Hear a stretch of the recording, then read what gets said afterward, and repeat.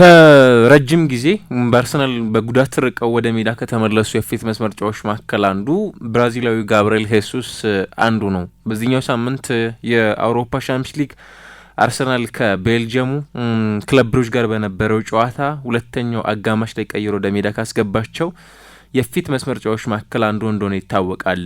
እናም በጨዋታው ላይ አንዳንድ የተመለከትናቸው የጋብርኤል ሄሱስ ቆይታዎች ምናልባትም አሰልጣኝ ሚኬል አርቴታ ቀጣይ ክሪስማስ ይህንን ተጫዋች በአግባቡ ሊጠቀምበትና የውድድር አመቱ መጨረሻ ድረስ ምናልባት የተለየ ነገር እንዲያሳየውም ጭምር እንደሚጠበቅበት ጄምስ ማክኒኮላስ አንድ ነገር አጋርቷል ከዚህ ተጫዋች ጋር በተያያዘና ምናልባት ይሄኛው የአርሰናል የፊት መስመር አማራጭ አሁን ባለበት ሁኔታ ለየትኛውም ተጫዋች ዊኬንድ ዊክ አውት በቋሚነት እንዲጫወቱም ጭምር ዋስትና የሚሰጥ ነው ለማለት እጅግ በጣም ያስቸግራል።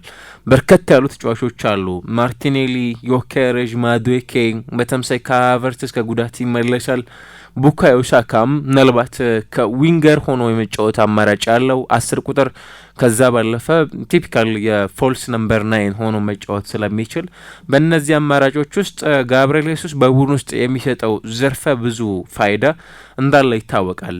ነገር ግን ለረጅም ጊዜ በጉዳት ምክንያት ከዚህ ስብስብ ውጭ ሆኖ እንደነበር ይታወቃል። ምናልባት እሱም ጭምር እንዳለው በእግር ኳስ ሕይወት እስካሁን ድረስ ካስተናገዳቸው ጉዳቶች እጅግ በጣም አስቸጋሪው ጉዳት ሊሆን የሚችለው ይሄ ነው። በአርሰናል መለያም ጭምር ከዛም በፊት በነበሩት ቆይታዎች ወደ ኋላ መለስ ካልን በጣም ረጅም ጊዜያቶችን አስቆጥሯል። እንግዲህ ሜዳ ላይ የዚህ ተጫዋችን ቆይታን በተመለከተና በሜዳ ላይ በነበረው የዚህ ሳምንት ቆይታ ግን ጥሩ የሚባሉ ነገሮች ነበሩት። ለምሳሌ ወደ 3.8 ኪሎ ሜትሮችን በሜዳ ላይ ሩጫዎችን አከናውኗል። 28 ደቂቃዎችን ነበር ማሳለፍ የቻለው። ምናልባት የኳስ ማቀበል ስኬቱ 93 በመቶ ነበር። አንድ እድል ክሬት አድርጓል። 3 ሙከራዎችን አድርጓል።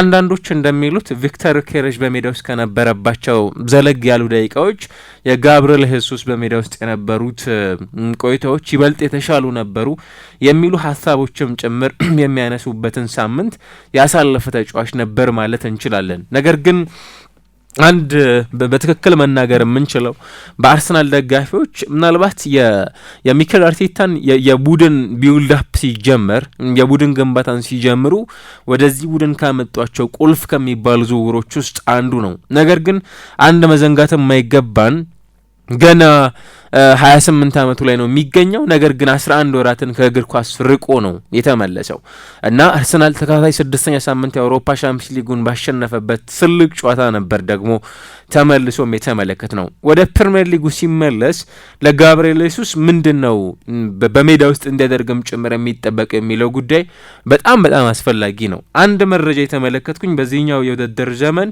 አርሰናል በእንግሊዝ ፕሪሚየር ሊግ ማለት ነው በጣም በርካታ ጉዳቶችን ካስተናገዱ ቡድኖች ውስጥ በሁለተኛ ደረጃ የሚቀመጠው ቡድን ነው።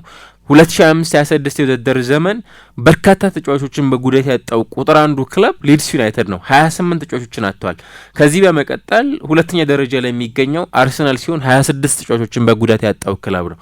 ስለዚህ በርካቶቹ ተጫዋቾች በጉዳት እንዳጣ ቡድን ደግሞ እነዚህ ተጫዋቾች ወደ ሜዳ ሲመለሱለት ሜዳ ላይ የሚፈልገውን ነገር ማግኘት በደንብ የሚጠበቅበት ቡድን እንደሆነ ይታወቃል እና የሚኬል አርቴታ ቡድን ከዚህ ተጫዋች አሁን ላይ በጣም ወሳኝ በሆነ ሰዓት ላይ ነው የተመለሰላቸው። ምናልባትም ደንበኛ የሚባል የ9 ቁጥር ቦታን ሳጥን ውስጥ በጣም አደገኛ የሚባልን ተጫዋች ከመፈለግ አንጻር ከዚህ ቀደም ከተመለከትናቸው በተለይም ከሀቨርትዝ ምናልባት አድቫንስድ ሚድፊልደር ሆኖ መጫወት የሚችል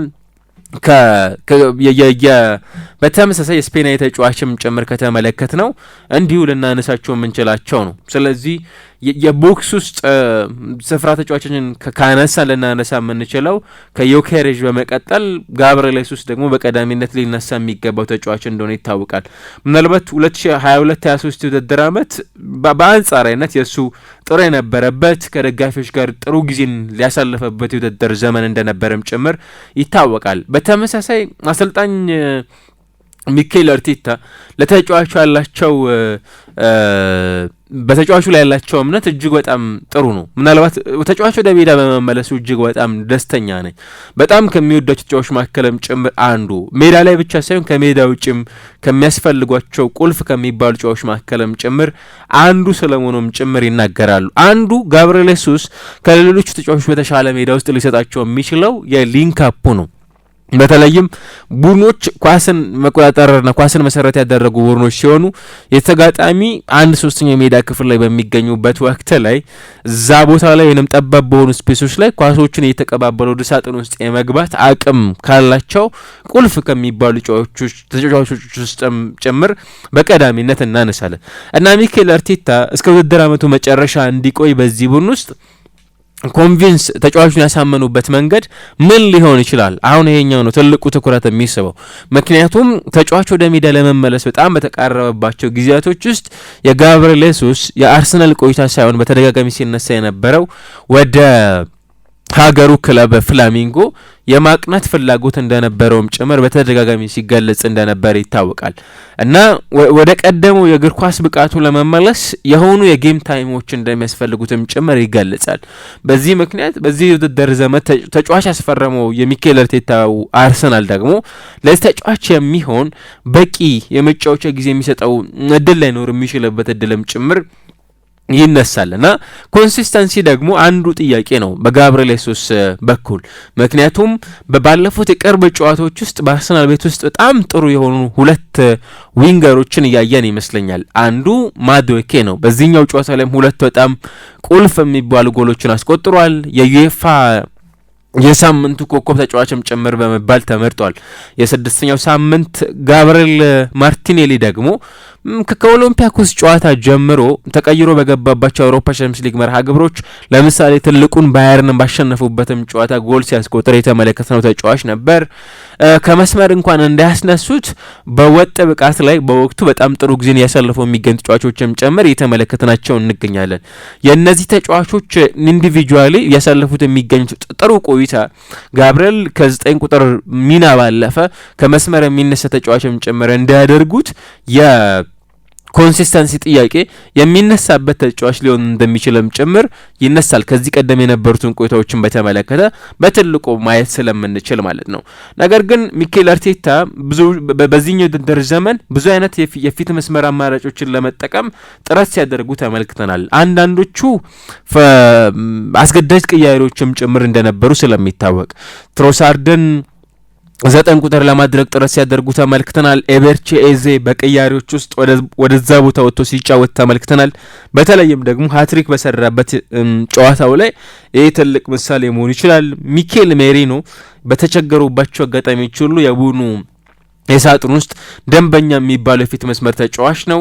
ከዛ ባለፈ ዮኬሬሽ ደግሞ ያው ፕራይመሪሊ የሚመርጡት የዚህ ውድድር ዓመት ቁልፍ ተጫዋቻቸው እንደሆነ ይታወቃልና በእነዚህ ሁሉ ምርጫዎች ውስጥ በአርሰናል ቤት ውስጥ የፓሲንግ አኪሬሲ ሙከራዎቹ የተሻለ ቪዥንም ጭምር ካላቸው ተጫዋቾች መካከል አንዱ የሆነው የጋብርኤል ወደ አርሰናል መመለስ በጣም ለአርሰናሉ ለአሰልጣኙም ሆነ ለቡድኑ በወሳኝ ሰዓት ላይ የሚያገኙት ነው። አንዱ አርሰናል አሁን የነጥብ ገፑ በጣም እየሰፋ መጥቷል።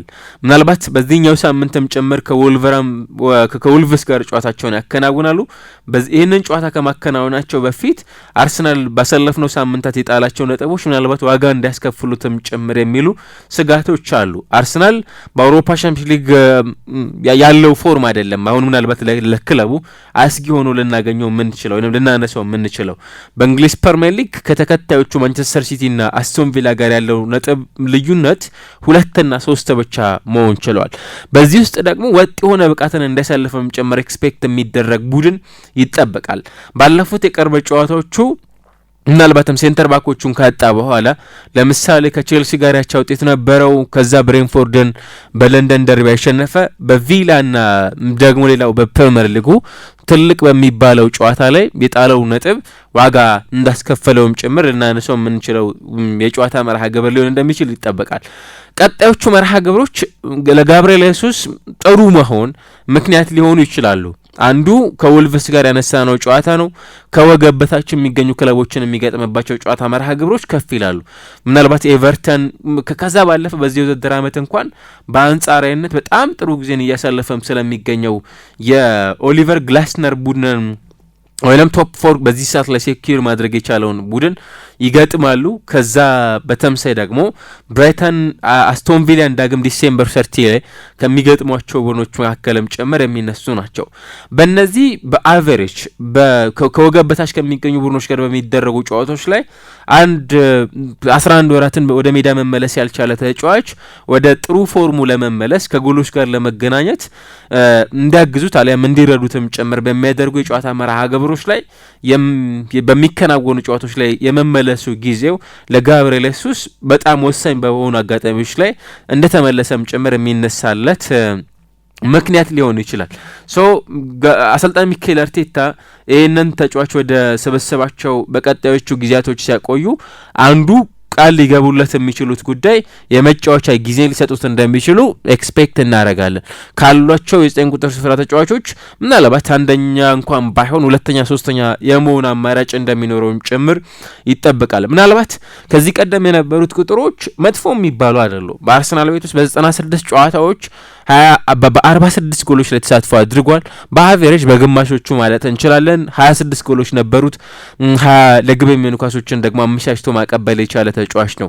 በአንድ ጨዋታ ላይ የሚኖሩት የጎል ኮንትሪቢዩሽን ብቻ ሳይሆን በጨዋታው ላይ ያሉት ተሳትፎቹ ብዙዎች እንዲመርጡትም ጭምር የሚያደርግ አይነት ተጫዋች እንደሆነ ይታወቃል። ልምድ በጣም ካላቸው ተጫዋቾች መካከልም ጭምር የሚነሳ ነው። እንዲያውም በጣም ጥሩ በነበረባቸው የውድድር ዘመናት ከእንደነ ግሪዝማን፣ ሉካኩ የተሻሉም ጭምር የአውሮፓ ሻምፒዮንስ ሊግ ስታቲስቲክሶች ከነበራቸው የፊት መስመር ተጫዋቾች መካከልም ጭምር በቀዳሚነት ልናነሳው የሚገባ ተጫዋች ነው። በጣም ወሳኝ በሚባል ሰዓት ላይ ጥሩ የሆነን ተጫዋች በስብስባቸው ውስጥ አሰልጣኝ ሚኬል አርቴታ ማግኘት እንደቻሉም ጭምር ልናነሳው እንችላለን። ግን ለረጅም ጊዜ በጉዳት ያራቀው ይሄው የጉዳት ታሪክ ለጋብርኤል ሱስ ወደ ጥሩ ብቃቱ እንዳይመለስ ደግሞ እንቅፋት ሊሆነው እንደሚችልም ጭምር ደግሞ መዘንጋት ላይኖርብን ይችላል።